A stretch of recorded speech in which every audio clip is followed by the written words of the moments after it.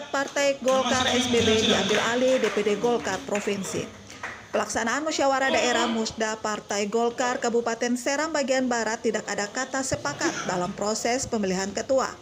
Masing-masing kubu saling mengklaim dan mengadu kekuatan untuk meloloskan kandidatnya menjadi ketua.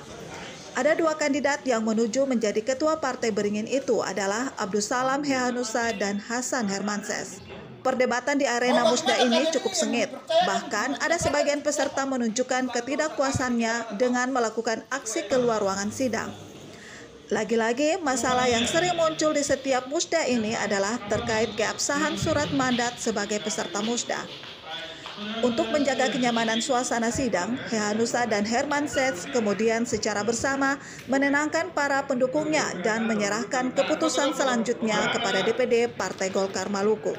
Apapun keputusan hari ini sebagai kader Golkar, yang saya terima apa yang menjadi keputusan kursi tertinggi DPD Provinsi Maluku, bismillah saya terima.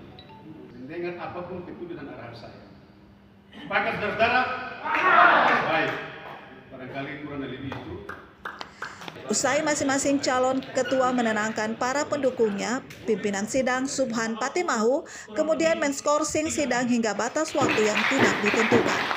Sidang ini kemudian akan dilanjutkan di Ambon dalam waktu kurang lebih 3 hari ke depan. Edi Latukonsina melaporkan.